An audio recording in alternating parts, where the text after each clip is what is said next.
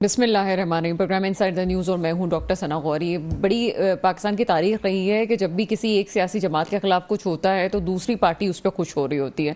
लेकिन ये भी बड़े मज़े की बात है कि एक पार्टी से दूसरी पार्टी और पाकिस्तान की सियासत में एक पार्टी के साथ जो कुछ होता है वो पलट के दूसरी पार्टी के साथ कुछ सालों बाद होता ज़रूर है। इस वक्त जो इंपॉर्टेंट चीज़ है वो सिगरेट एक्ट बिल पे बातें तो बहुत की गई और बिलावल भुट्टो जरदारी साहब ने भी कुछ इसमें आते हुए बात कही कि जनाब जो चीज़ें आज हमारे लोग हमारे बड़े करने जा रहे हैं वो आने वाले हम लोगों को या मरियम को भुगतना पड़ेंगे। ये साइफर एक्ट बिल ऐसे ही एक एक्ट था, बिल था जिस पे आगे हमने पहले भी बात की थी, पहले प्रोग्राम्स में भी इसको तफसील से डिस्कस कर चुके हैं कि आगे तमाम जमातों को भुगतना पड़ेगा। रस्सा हर किसी के गले में फिक्स होना है और आगे जो कुछ होना है वो अब आगे देखा जाएगा कि क्या चीज सामने आती है। जिस तरह से 80s के केसेस को अब खोला जा रहा है, इसी तरह से 2018 के केस को 2023 में खोला जा रहा है और आगे ये भी आप उम्मीद कर सकते हैं कि 2023 के केसेस को आप 2028 में डिस्कस कर रहे होंगे कि जनाब हुआ क्या था, किसका कसूर था। साइफर के केस में इस वक्त फर्द जुर्म आयद कर दी गई है साबिक चेयरमैन पीटीआई और शाह महमूद कुरैशी को। और कल ये वक्फे से हुआ था, कल होने जा रहा था लेकिन कल नहीं हो सका। आज दोनों मुजरिमान को अब तो फर्द जुर्म आयद हो चुकी है तो आगे इस पे सुना दिया गया है, फैसला सुना दिया गया है, क्या कह दिया गया है जनाब ये फर्द जुर्म आप पे आयद की जाती है। और ये भी हम अपने नाजरीन को बता दें कि फर्द जुर्म आयद होने का मतलब ये नहीं होता कि कोई मुजरिम साबित हो चुका है। इसका मतलब ये होता है कि तमाम चीजें मुकम्मल हो चुकी हैं और आप पे ये जुर्म है, इस पे बात आगे की जाएगी। शहादतों का सिलसिला आगे शुरू होगा, यानी कि कल से शहादतों का सिलसिला शुरू होगा। केस में क्या कुछ था वो दोनों लोगों को पढ़ के सुना दिया गया है और दोनों ने, शाह महमूद कुरैशी साहब ने भी और साबिक चेयरमैन पीटीआई ने भी इससे इनकार कर दिया है, केस की सेहत से इनकार कर दिया है। दूसरी बात जो आज डिस्कस करेंगे प्रोग्राम में वो नवाज शरीफ साहब के हवाले से है। बहुत से लोग अभी से ही नवाज शरीफ साहब को वजीर आजम कह रहे हैं, लेकिन हकीकत यह है कि नवाज शरीफ साहब खुद भी कोई इंटरेस्ट नहीं है उन्हें कि जनाब वो वज़ीर आज़म की कुर्सी पे बैठ जाएं। जितनी चीज़ें हमें अभी नज़र आ रही है, वक्त आगे क्या जाता है क्योंकि केसेस तो तमाम उनके हक में सुनाए जा रहे हैं। अजीज़िया रेफरेंस केस भी जो है वो भी अब उसमें भी बरियत हो चुकी है और इसी तरह 62(1) है वो भी बहुत जल्दी रफा दफा हो जाएगा तो जनाब नाअहली वाला भी मसला ख़त्म हो जाएगा। असल चीज़ जो उनके बयानात में नज़र आ रही है वो ये है कि वो ये साबित करना चाहते हैं कि जिस तरह से उनको निकाला गया है वो गलत निकाला गया है और वो ये कहते हैं जनाब इंतकाम नहीं है, लेकिन बात तो जरूर होनी चाहिए कि अगर मुझे इस तरह से निकाला गया है तो उसकी वजूहात क्या हो सकती हैं। इस वक्त जो शहबाज शरीफ साहब हैं उनके पास 16 माह की गवर्नमेंट के बाद जिसकी वो जिम्मेदारी लेने के लिए तैयार नहीं है, लेकिन पल्ले परफॉर्मेंस दिखाने के लिए कुछ भी नहीं है।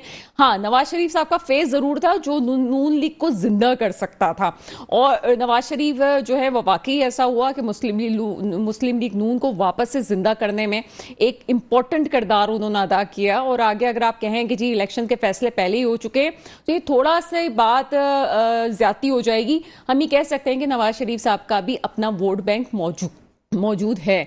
आगे जो बात करेंगे वो सिंध की सियासत पे करेंगे और सिंध की सियासत के साथ साथ जो है इलेक्शन के मामलों को भी डिस्कस करेंगे। मेरे साथ आज प्रोग्राम में मौजूद हैं महराज सिद्दीकी साहब, आप तजियाकार हैं, सर प्रोग्राम में आपको वेलकम करते हैं। और उनके साथ मौजूद हैं सैफुल्लाह खान साहब, आप तजियाकार हैं, सर प्रोग्राम में आपको वेलकम करते हैं।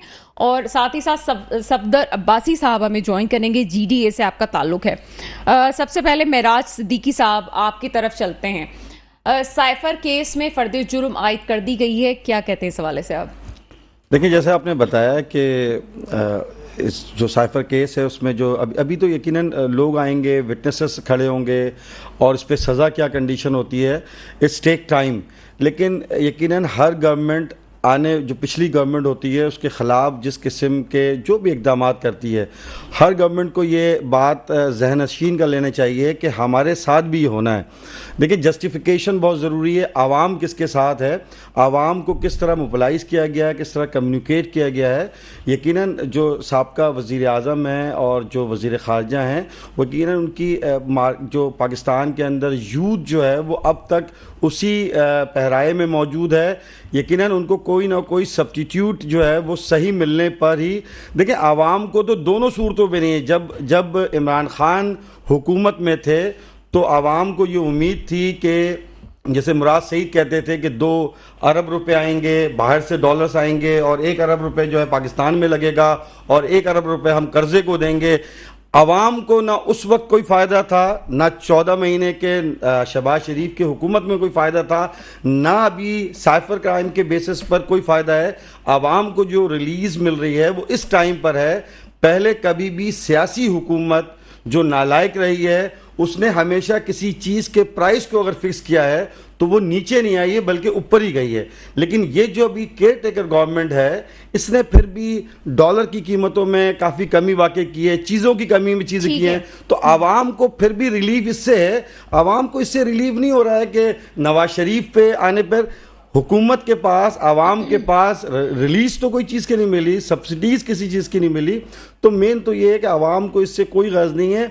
ये 5 फैमिलीज़ को गर्ज है या 2 बड़े ख़ानदान को गर्ज है कि हमने अगली मर्तबा या पिछली मर्तबा वालों को अगली बारी आपकी होगी, अगर नहीं होंगे तो हम आपको मुजरिम बनाएंगे और मुल्जिम बनाएंगे। अच्छा, मेरा ख्याल है, मेरा सिद्दीकी साहब आपकी अपनी राय हो सकती है, लेकिन अगर कोई ये कहे कि इकोनॉमी का बहुत जल्दी नुकसान पहुंच गया और ये 3 साल 7 महीने की बात अगर करें या पिछले 16 माह की बात करें तो ये थोड़ा सा ज्यादती हो जाएगी। इसमें हमें ये सोचना चाहिए कि 2011 वाली प्लानिंग जब आपको 2018 में नजर आई तो और उसके बाद भी एक चलते हुए निज़ाम को लपेट दिया गया, तो ये भी मुल्कों में बहुत बुरा होता है कि आप एक मुल्क को डगर पे चल रहा है, उसके बाद जो है निज़ाम को आप लपेटें और फिर किसी और को ला के बिठाएं और फिर भी वो तजर्बा अगर कामयाब नहीं होता तो कुछ वो भी वजूहात थी इकोनॉमी के डूबने की भी। आगे चलते हैं जनाब सैफुल्लाह खान साहब। सैफुल्लाह खान साहब, सबसे पहले तो सीक्रेट एक्ट बिल के हवाले से कुछ बात करते हैं। एक सहाफ़ी की हैसियत से हम इंसानी हकूक़ के हवाले से बात कर रहे होते हैं। सीक्रेट एक्ट बिल में दूसरे ममालिक में डाइल्यूट किया गया है इसको, या डाइल्यूट करना चाहिए था। इसके होने या ना होने से इनकार नहीं किया जा सकता, ये बहुत पुराना बिल है, लेकिन डाइल्यूट करने के बजाय हमने इसको मज़ीद सख्त कर दिया, सख्ती हम इसमें ले आए। आपको लगता है कि ठीक है, या हमारे जैसे मुल्क में इसका इस तरह से इतलाक़ नहीं होना चाहिए जहाँ पे ऑलरेडी हम किसी इदारे के तहत अपनी सियासी निज़ाम को चला रहे होते हैं?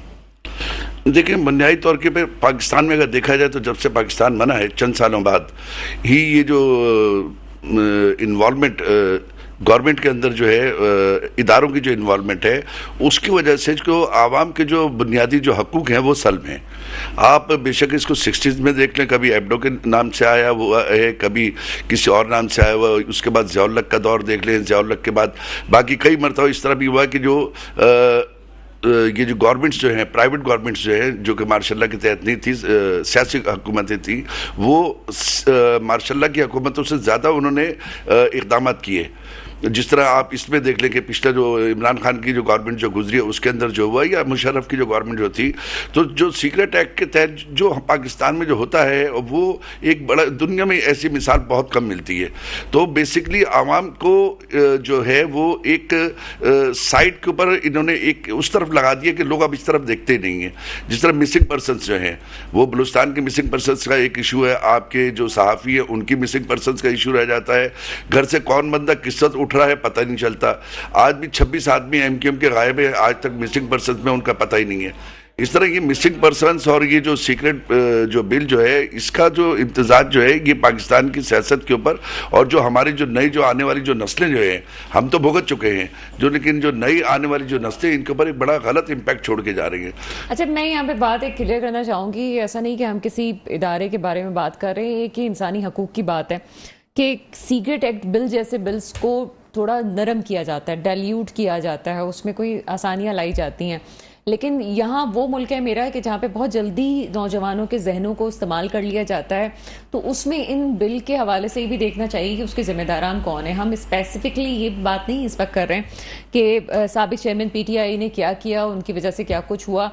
ये सिर्फ साइफर वाला मसला नहीं है, सीक्रेट एक्ट बिल में और बहुत सारी चीज़ें आ जाती हैं, मतलब सिर्फ शक भी आ जाता है, किसी की जो है वो गुमशुदगी है, बहुत सारी ऐसी चीज़ें जो अभी भी तारीख में सवाल उठाती हैं। जी सर, जितनी तवज्जो हम बिल्स के ऊपर दे रहे हैं ना, उतनी तवज्जो आवाम के हकूक़ के ऊपर भी देनी चाहिए कि पाकिस्तान में आवाम के जो हकूक़ हैं वो टोटली सल्ब किए गए। एक शख्स को अगर उठा लिया जाता तो अव्वल तो पता नहीं चलता कि कौन उठा रहा है, जब उठा लिया जाता तो ये नहीं पता चलता किस केस में उठाया गया।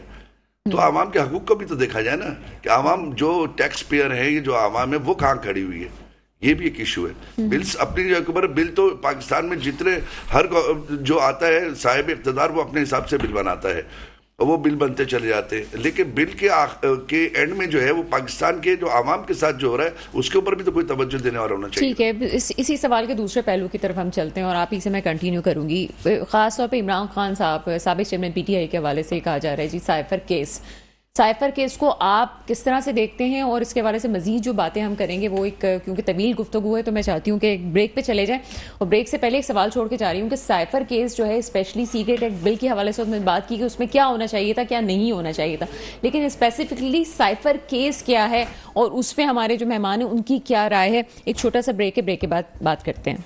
ब्रेक के बाद आपके सामने हाजिर हैं और मिराज सिद्दीकी साहब की तरफ हम चलेंगे। मिराज सिद्दीकी साहब, साइफर वाले मसले पे तो बात हम कर ही रहे हैं, साथ ही साथ आपने एक थोड़ी देर पहले एक जुमला कहा था कि कुछ जो नए नौजवान जहन हैं वो भी अभी तक एक पार्टी के साथ हैं और ये समझते हैं कि उनके साथ गलत हो रहा है। ये मैं ऑन रिकॉर्ड बात कर रही हूँ, बहुत सारे ऐसे नौजवान हैं या बहुत सारे ऐसे जो फॉलोवर्स हैं पीटीआई के, वो समझते हैं कि जो कुछ भी हो रहा है सब कुछ ही गलत है। आपको लगता है कि सब कुछ ही गलत हो रहा है?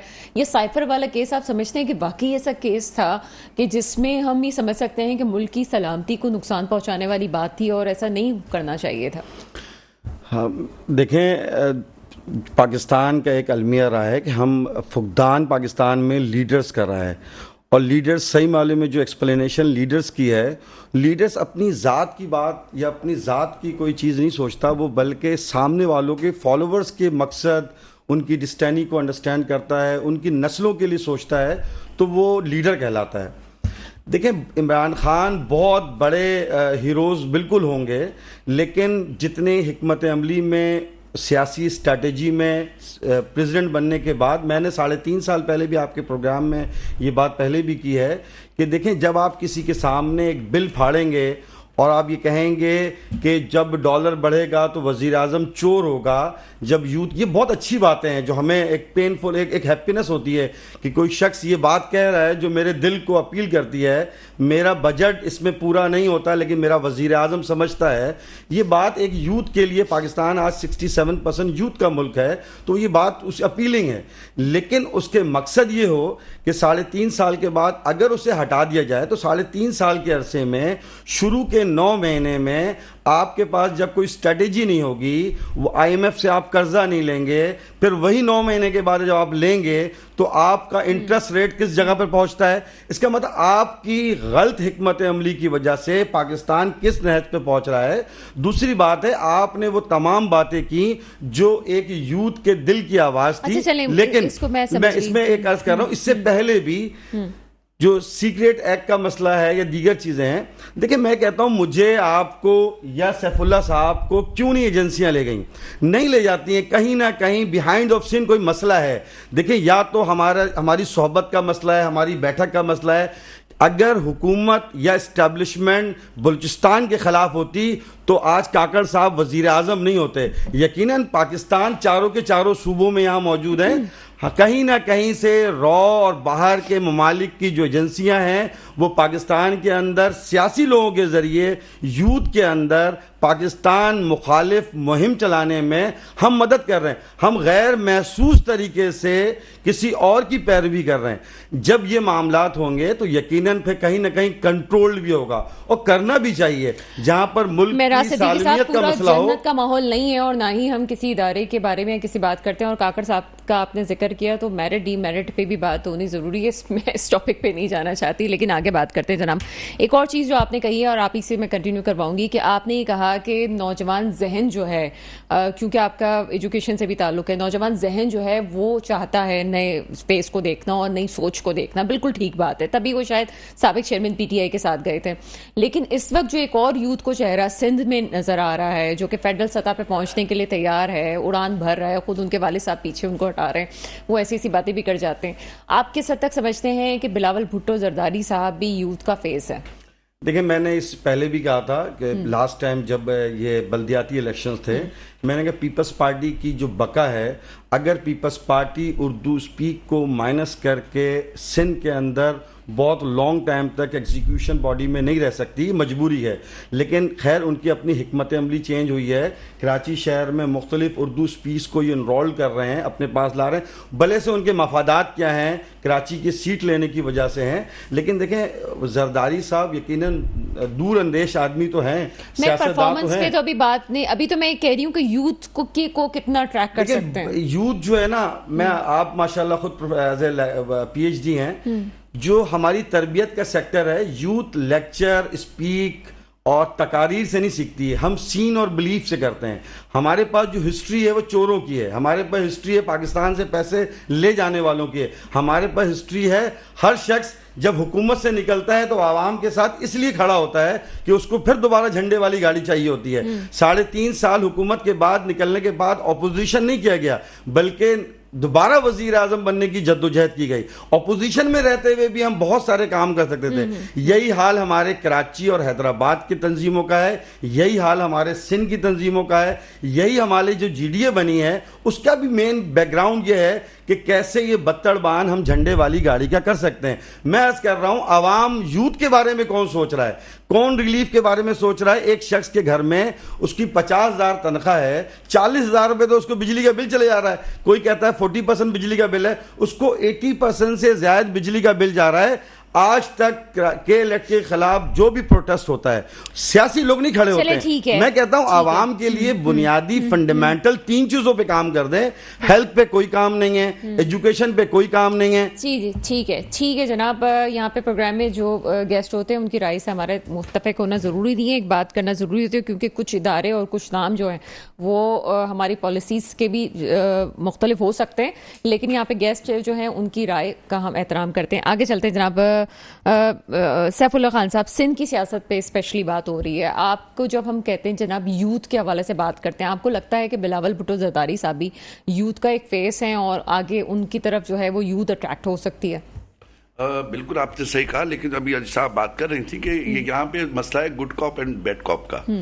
तो बिलावल साहब जो हैं वो यूथ को रिप्रेजेंट तो करते हैं बिल्कुल, लेकिन under the influence of the party और अपना सीनियर्स और अपने वालिद के अंडर इन्फ्लुएंस है। और बहरहाल he is a young man और पढ़े लिखे आदमी है, यूथ को रिप्रेजेंट करते हैं। लेकिन जो वो ट्रेनिंग में जा रहे हैं, जो बातें कर रहे हैं, जिस किस्म के वो बातें कर रहे हैं, वो एक्चुअली आवाम को वक्ती तौर पे खुश करने वाली बातें हैं कि मुझे खुश करने के लिए, कि जिस माजी में कुछ लोगों ने कहा ना कि जिस तरह इन्होंने कहा 200 अरब की बात, कि आवाम को खुश करने वाले पीछे से नारे लग जाए, तो आवाम को जो प्रॉब्लम का जो हल है वो नहीं दिया जा रहा। कौन देगा सर? मैं मुझे आप इजाजत दें कि जिस तरह मेरी लास्ट प्रोग्राम में भी बात हुई थी, अब मैं जिस तरह फिर मैं एमकेएम की बात करूंगा कि एमकेएम ने अभी अपना एक किताबचा निकाला है जिसमें बहुत बड़ी कॉन्फ्रेंस हुई थी, वहां पे कहा था कि जी ये 26 अमेंडमेंट की बात की थी ना, कि मुल्क में जो पैसा आता है सिर्फ वो 5 हाथों में जाता है, एक प्राइम मिनिस्टर और 4 वजीर आला चीफ मिनिस्टर, 4 चीफ मिनिस्टर्स के पास जाता है। ये पैसा नीचे की सतह के ऊपर आना चाहिए। जिस तरीके से एनएफसी अवार्ड है, इस तरीके से पीएफसी अवार्ड भी होने चाहिए। और लास्ट टाइम हमने यही कहा था कि ये कौंसल तक इसका वो फंडिंग को आना चाहिए कि हर जिले का, हर इलाके के पैसे इसी हिसाब से डिस्ट्रीब्यूट होने चाहिए, ताकि लोगों तक जो है, जो लोगों को उनका मसीहा नजर आए। मतलब आप ये कहना चाह रहे हैं कि ये कोई यूथ को भी समझना चाहिए कि ये सिस्टम में प्रॉब्लम है, आपके फेस बदलने से कुछ नहीं होगा, सिस्टम को ठीक करने की जरूरत है। नहीं, लेट मी कंप्लीट कि एक तो आप बिल्कुल सही कह रहे हैं कि सिस्टम को बदलना है। एक बहुत पुराना नारा था ना कि चेहरे नहीं समाज को बदलो, वो वाकई कि अब वक्त है कि हम 75 साल हो गए भाई, समाज को तो बदलना है ना, चेहरे ही बदलते जा रहे हैं। कभी आरओ का इलेक्शन होता है। एमक्यूएम का जिक्र किया तो नहीं, मेरा जुमला रह गया, आई एम सॉरी। अब हमने एक नया प्रपोजल दिया है कि मुल्क के अंदर बजाय इसके कि ये इनकम सपोर्ट कार्ड दिए जाएंगे, इस तरीके से भीख के ऊपर लोगों को तैयार किया जाए, अब वोकेशनल ट्रेनिंग्स होनी चाहिए। देखिए दुनिया में, पूरी दुनिया में, आप भी पढ़े लिखे हैं, बैराज साहब खुद अपने यूनिवर्सिटी चांसलर हैं, कि पूरी दुनिया में बहुत ज्यादा डिमांड है प्रोफेशनल की। हमारे यहाँ प्रोफेशनल हैं, नाई एक बेहतरीन नाई, अपना बार्बर जो है बेहतरीन बार्बर है, लेकिन उसका कोई सर्टिफिकेट नहीं है, कोई डिग्री नहीं है। कनाडा में उनकी जॉब्स हैं। ब्यूटिशियन के यहाँ पे ऐसे कोर्सेज नहीं है जिनको गवर्नमेंट रिकॉग्नाइज कर सके। नर्सिंग का है, ड्राइविंग का है, पूरी दुनिया में जॉब्स हैं, और हम जो है वो बैठे हुए हैं। अब एमकेएम का यही प्लानिंग है कि इस किस्म की ट्रेनिंग देके ऑफिशियली इनको वो जो है गवर्नमेंट लेवल के ऊपर इसका लाके नौजवानों को आगे बात किया बहुत जाए। लंबी हो जाएगी। मेरे ख्याल है कि एक और पार्टी भी है जो है वो ट्रेनिंग्स पे भी काम कर रही है, और लेकिन मैं आपसे मजीद क्वेश्चंस करना चाहूंगी, लेकिन मेरे गेस्ट जो हैं वो फ़ोन पे वेट भी कर रहे हैं, मैं ज़्यादा इंतज़ार उनको नहीं कराऊंगी। मोहतरम है बहुत सीनियर सियासतदान सफदर अब्बासी साहब, GDA से आपका ताल्लुक है। सर, प्रोग्राम में आपको वेलकम करते हैं। बहुत मेहरबानी। सर, कल भी आपसे बात करने की कोशिश की, कल एक बड़ा हॉट इशू था और मैं ये समझती हूँ कि आप जो है वो इस मामले पे बड़े अच्छी तरीके से बात कर सकते हैं। आज हमारे एजेंडे का वो हिस्सा नहीं है, लेकिन स्पेशली मैं चाहूंगी कि उस पर कुछ कमेंट आप करें। भुट्टो साहब के केस को वापस खोला जा रहा है और उसी के तसलसल में एक और जो केस जो है वो भी हम देख रहे हैं कि उसकी भी सुनवाई हुई, उसकी भी बरियत का सिलसिला हो। लेकिन पहले भुट्टो साहब के केस के हवाले से आपके क्या कॉमेंट होंगे? देखिए बीबी, बात ये कि यकीनन जो है ना एक बहुत ही अंदोनाक चैप्टर है 1979 में जो 4 अप्रैल को 3 और 4 अप्रैल की रात को हुआ, और समझता हूँ कि वो शायद पाकिस्तान की तारीख के उनसे बहुत से स्याह दिन होंगे, लेकिन वो उन्हीं स्याह दिनों में शामिल होता है कि हमने एक जेन्युइन डेमोक्रेटिक पॉलिटिकल लीडर को हमने जो है फांसी पे लटका दिया, और उसके नतीजे में मैं समझता हूँ कि बहुत से नुकसान हुए पाकिस्तान के। अगर हम उसमें, मैं कोई पार्टिजन पॉलिटिक्स नहीं करूंगा, लेकिन ये कि भुट्टो साहब के जाने से एक तो हार्डली उनकी एज 51 ईयर्स थी, जो अभी उनकी एक किस्म का प्राइम था पॉलिटिक्स का, और मैं समझता हूँ कि जिस किस्म की इंटरनेशनल लीडर वो थे तो पाकिस्तान को यकीन उससे नुकसान हुआ, क्योंकि कि जो भी उनके 5 साल 7 साल जो भी उनकी हुकूमत में रहे एज प्राइम मिनिस्टर या एज प्रेसिडेंट, उन्होंने दुनिया के जितने भी ये समझे कि जी उन्होंने एक बहुत बड़े नकूश छोड़े, चाहे वो पाकिस्तान के हवाले से हो, चाहे वो इंटरनेशनल पॉलिटिक्स के हवाले से हो। मेरा ख्याल है कि आप पूरे वाकये के, क्योंकि आई विटनेस है और बहुत करीब से हर चीज को आपने खुद महसूस किया, लेकिन इन तमाम चीजों में अभी हम कहते हैं जी एक केस जो कि हम पहले का डिस्कस कर रहे हैं उसको वापस खोला जा रहा है। एक केस जो 2018 का था उसमें अभी नवाज शरीफ साहब की बरियत हुई है, और फिर अभी आर्टिकल 62A(1)(f) के हवाले से भी बहुत जल्दी जो है नाअहली वो भी मेरे ख्याल से खत्म हो जाएगी। बहुत जल्दी जल्दी केसेस निपट रहे हैं। ये निज़ाम कैसा है? हमारी जो अभी यूथ है वो ये बात सोचने पे मजबूर हो गई है कि क्या हम अपने निज़ाम पे भरोसा कर सकते हैं इस तरह से कि एक हम लीडर को खो चुके, एक लीडर जो है उसके खिलाफ सजा होती है और उसको जेल की सराखों के पीछे डाला जाता है, फिर जो है वापस से वो केस खत्म हो जाता है, उसको जलावतनी भी होती है उसकी, और अभी एक और साबिक वजीर आजम जो है वो जेल की सराखों के पीछे। इस पूरे सिस्टम के हवाले से क्या कॉमेंट करेंगे? लेकिन भी बात है कि पाकिस्तान की एक बड़ी चेकर्ड जो है ना जुडिशियल हिस्ट्री है, उसके अंदर जो है ना बहुत से फैसले हैं जिनके ऊपर जो है ना क्वेश्चन मार्क्स आते हैं। बहुत सी ऐसी चीजें हुई हैं जो जिसके ऊपर जो है ना हम यानी अपनी आरा के हवाले से या पाकिस्तान की जो पॉलिटिकल हिस्ट्री है उसके हवाले से हम यकीन ये कहेंगे कि उन केसेस में कि फैसलों के अंदर जो है ना बहुत से क्वेश्चन मार्क्स रह गए। भुट्टो साहब का आपने मैं जिक्र करा था, तो भुट्टो साहब को तो ठीक है, ये जरूर प्रेसिडेंशियल रेफरेंस आई थिंक रजाई साहब ने डाला, जो कि उनका एक राइट था एज प्रेसिडेंट को ये रेफरेंस डाल सकते थे, लेकिन मैं समझता हूँ भुट्टो साहब को तो तारीख पहले एक्सोनरेट कर चुकी है। आई थिंक 79 के बाद जब ये वाकया हुआ उसके बाद तवातुर से इस किस्म के वाकयात हुए जिसके अंदर हर किसी ने महसूस किया कि वो सारा एक मैनिपुलेटेड जजमेंट थी। एक 5 मैं समझता हूँ 6-3 अगर हम सही तरह वो देखें 9 मेंबर जो ओरिजिनल बेंच था सुप्रीम कोर्ट का, उसमें 6-3 के फैसले को जो है ना जजों को रिटायर करके, जजों को बेंचों से निकाल के, और फिर उसको 6-3 के फैसले को 4-3 में कन्वर्ट किया गया। वो भी आई थिंक नसीम हसन शाह साहब ने जो जिस पे आई थिंक ये रेफरेंस बेस करता है, वो अपने इंटरव्यू में उन्होंने बड़े क्लियरली कहा कि जी एक ये मैनिपुलेटेड जो हमसे जजमेंट ली गई और उसको 6-3 की जजमेंट को 4-3 में कन्वर्ट किया गया। अब तारीख ने सारा खुल के बता दिया, लेकिन इसमें एक और बात जी एक और बात भी है। अब अगर उसमें आप कोई जुडिशियल स्टैंप लगवाना चाहते हैं तो यकीनन रजाई साहब ने वो रेफरेंस के हवाले से मेरा ख्याल है कि शायद तारीख अपने आप को जो सिया धब्बा है उसको धो ले और शायद एक नया बाब भी खुल जाए, तो मेरा ख्याल है कि यही काफी है। लेकिन एक और चीज भी अगर भुट्टो साहब के केस को डिस्कस किया जाए तो ये भी तो है कि अब तक 79 के बाद से अब तक कोई ऐसा केस नहीं है जिसमें इक़दाम कत्ल के हवाले से जिस तरह से लपेटने का लफ्ज ज्यादा बेहतर होगा, जिस तरह से लपेटा गया था वो मुकदमा, आज तक ऐसा कोई मुकदमा हुआ नहीं है। उसमें देखें जी ये आज तक कभी जो है वो जजमेंट कोर्ट भी नहीं होती है। आई थिंक कोई भी जो जुडिशियस माइंड है या जो कोई भी जुडिशियल लॉ मेकर हो, चाहे वो जो है कोई जज हो, वो अगर कोई शख्स इस केस को कोर्ट करता है तो वो उसको जो है वो मेरे ख्याल में जो है ना साइड पे रख देते हैं। वो खुद भी जो है ना जुडिशरी उस केस के ऊपर जो है ना अक्सर जजेस जो है ना उससे मुतफिक नहीं है। वो जिस तरीके से वो जो सजा सुनाएगी और जो भी उसमें लीगल पॉइंट्स दिए गए, उसमें खुद आज की जुडिशरी के अक्सर जजेस जो है ना उसको रद्द करते हैं और जो है ना उसको जो है एग्जाम्पल नहीं कोट किया जाता। लेकिन जैसे मैंने कहा कि तारीख तो उनको एग्जोनरेट पहले कर चुकी है। अब मुझे नहीं पता कि सुप्रीम कोर्ट अल्टीमेटली एक फैसला शुदा जो केस है उसके ऊपर अपनी क्या राय देती है, लेकिन मैं समझता हूँ कि ठीक है, एक अच्छी कोशिश हो सकती है रजाई साहब की, लेकिन इसमें जाए बगैर कि इसका क्या फैसला होता है। मेरी नजर में जो है ना भुट्टो साहब को यानी तवातुर से जो है ना जिस किस्म की जो है ना जो वाकयात हुए और जिस तरीके से जो है ना उसको फिर उस पर एनालिसिस हुए, आई थिंक तारीख जो है ना बहुत पहले उनको एग्जोनरेट कर चुकी है। अब जुडिशरी उसमें क्या फैसला देती है आने वाले दिनों में, इसमें मैं कुछ नहीं कह सकता। लेकिन जैसे मैंने कहा कि पाकिस्तान की जो जुडिशियल हिस्ट्री है, पाकिस्तान के साथ कथा कलामी की माजरत चाहूंगी। मेरे ख्याल है कि तारीख क्या, अब किसकी कब्र पे कितना सन्नाटा और किसकी कब्र पे रोजाना पानी डाला जाता है, ये भी तारीख का ही हिस्सा है।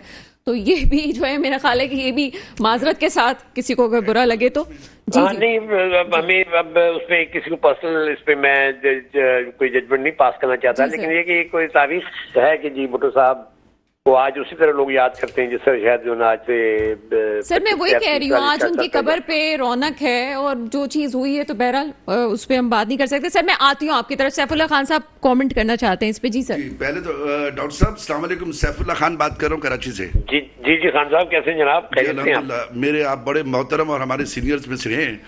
अच्छा डॉक्टर साहब, मेरा अपना एक आइडिया था, आपकी बात सुन रहा था, मैं ऐड करना चाह रहा था कि जब जस्टिस कय्यूम की रिकॉर्डिंग आई थी तो मोहतरमा बेनज़ीर भुट्टो साहिबा के केसेस जो है उसके ऊपर असर पड़ा था, और इसी तरह ये जज जो था अरशद के केसेस का फर्क पड़ा था जब उनकी वीडियो आई थी।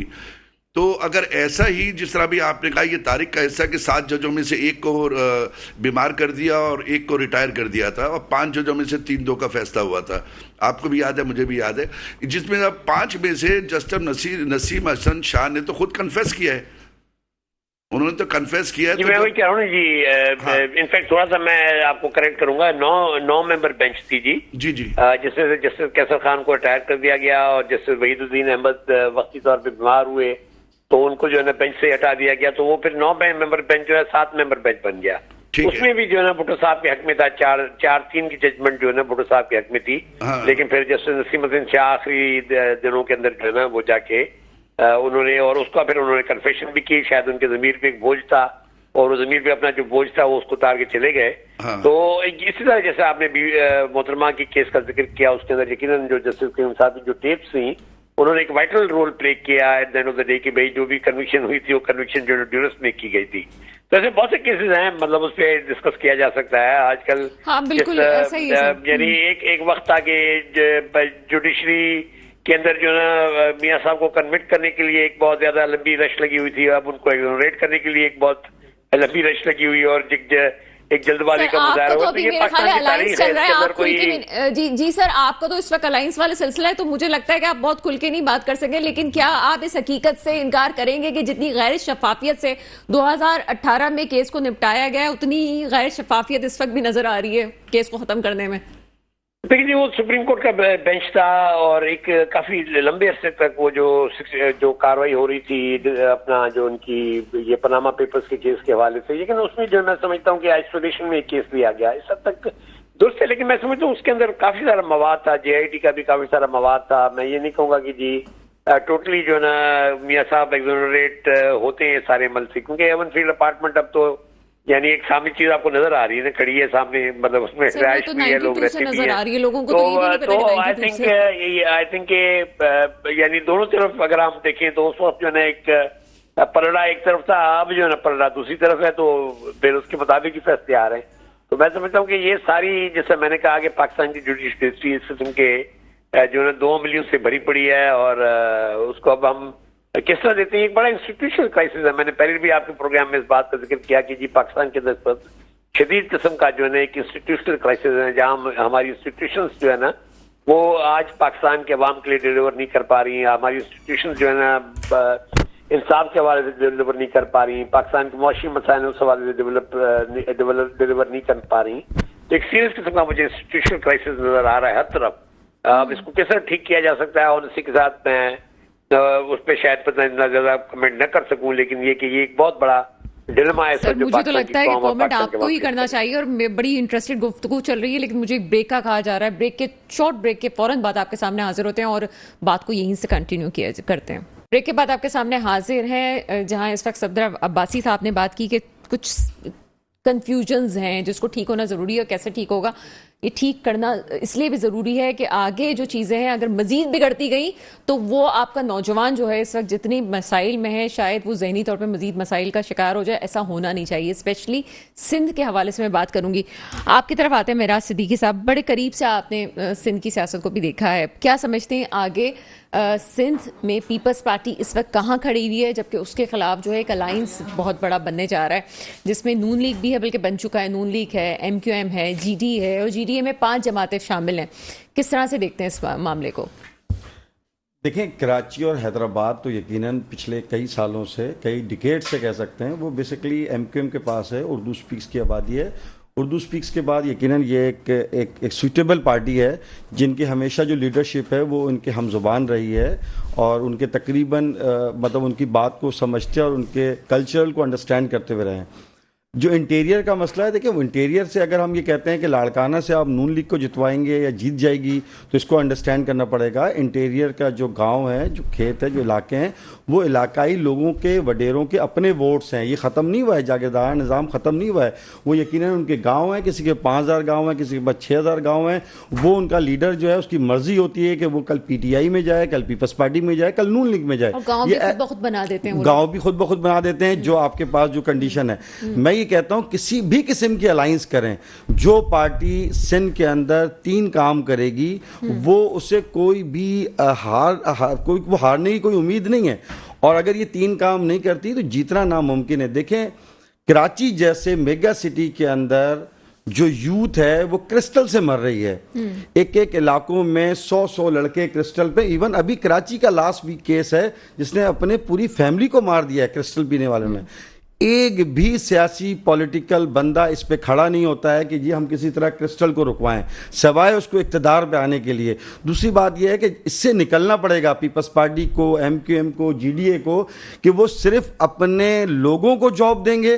वो जो यूथ है वो PhD करके, मास्टर्स करके, B करके बैठी हुई है, वो सरकारी जॉब, वो वोट डाले, वो हमदर्द बने, लेकिन वो सरकारी जॉब का अहल नहीं हो, वो उस पार्टी का मेंबर नहीं हो जब आप जीत जाएं। तो ये अब यूथ समझती है, इसको आपको अकोमोडेट करना ही पड़ेगा। और तीसरी बात यह है कि यकीनन आपको इनका शेयर होल्डर देना पड़ेगा। आप कब तक नालायक लोगों को चीजें देंगे? आपको क्या कराची, मतलब आपका कहने का मकसद ये है कि अगर अब परफॉर्मेंस नहीं हुई तो इनका मुस्तकबिल भी नहीं है। देखिए आज बिल्कुल नहीं मुस्तकबिल नहीं है। देखिए बहुत कॉम्पिटेंट है। स्पेशली क्या कहेंगे कराची में बहुत कॉम्पिटेंट शख्स जो है वो मुस्तफा कमाल है। उसने प्रूव किया अपनी कॉम्पिटेंसी को, कैपेबिलिटी को। जब वो यहाँ पर एज ए मेयर रहा है, वो फील्ड पे रहता है, लोगों को जानता है। अभी जो कंडीशन है, मैंने बहुत बगौर देखा है, तज्जिया मेरा है, वो मदारिस में भी जा रहा है, वो पश्तों के पास भी जा रहा है, वो पंजाबियों के पास भी जा रहा है, वो तमाम जगहों पे जा रहे हैं। रूट लेवल पे जो जलसे हो रहे हैं वो आम लोगों, उसने वो परसेप्शन नैरेटिव चेंज किया है कि जनाब हम फिला जगह पर अपना जलसा नहीं कर सकते, वरना MQM के सेलेक्टिव टाउनों में ही जलसा मुमकिन था। लेकिन इस टाइम पर MQM ने उन इलाकों में भी जलसा किया है जो पश्तों का एरिया था। आपको उम्मीद है कि बेहतर हो जाएंगी चीजें? देखें, एक्चुअली में जहां पर लीडर उनको दूसरे नजर आते हैं तो उर्दू स्पीक के अंदर मुस्तफा कमाल एक लीडर नजर आता है। मैं कहता हूं बिलावल को भी चांस देना चाहिए, आपके मेयर साहब को भी चांस देना चाहिए, लेकिन बाय एक्ट देना चाहिए, फील्ड पे आना चाहिए।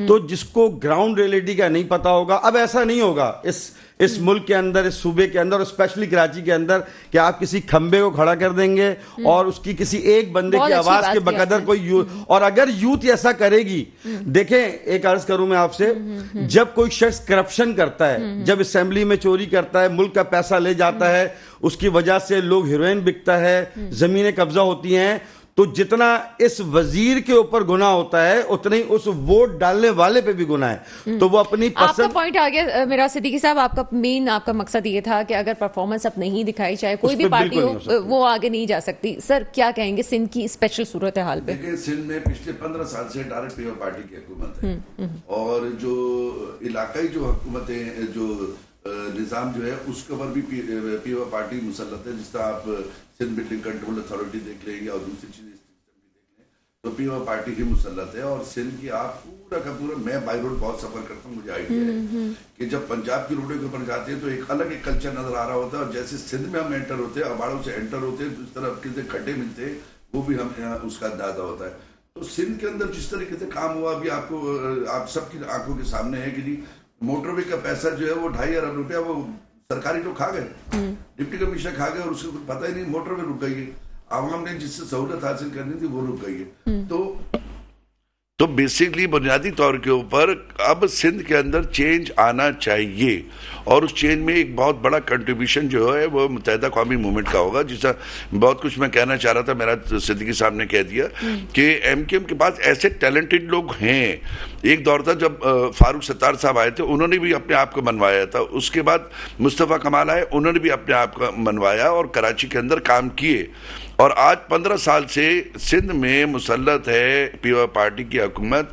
ज्यादा दूर नहीं जाए, आप अपनी सीढ़ियों से नीचे उतरे तो आप देखने का हशर क्या है, कचरा किस हिसाब से और अपना पानी किस हिसाब से पड़ा हुआ है। तो इस कल्चर को तो अब चेंज होना चाहिए, और सिंध के अंदर मतलब मुझे एक जुमले में जवाब दीजिएगा, आप ये समझ रहे हैं कि एमक्यूएम जो इस वक्त ग्राउंड पे आई है वो एक नई एमक्यूएम है, और वाकई वो अपनी तमाम चीजों को पीछे जो गलतियां हुई हैं उसको भी वो खत्म करके फील्ड पे वापस आना। देखिए एमक्यूएम में जो मैं जो फील्ड जो कर रहा हूँ 2016 से पहले वाली एमक्यूएम नहीं है, उसके बाद वाली एमक्यूएम में अगर उनमें कोई गलतियां थी तो वो खुद सही कर रहे हैं, कोई बाहर से आके उसको सही नहीं कर रहा। वही मुस्तफा कमाल ही ठीक कर रहे हैं, वही डॉक्टर खालिद मकबूल सिद्दीकी उनको ठीक कर रहे हैं, फारूक सत्तार मिलकर ठीक कर रहे हैं, ये खुद एमक्यूएम वाले अपनी गलतियों की खुद तस्हीह कर रहे हैं। तो जाहिर है कि दुनिया में कोई भी आदमी गलतियों से तो मुबर्रा नहीं होता। बिल्कुल ठीक है, आगे चलते हैं। सफदर अब्बासी साहब, सिंध में जो इस वक्त पॉलिटिकल सूरत हाल है इस पे क्या कमेंट करेंगे? सिंध गवर्नमेंट से सबको इख्तलाफ है और शिकायत भी बहुत है, आप इस पे क्या समझते हैं?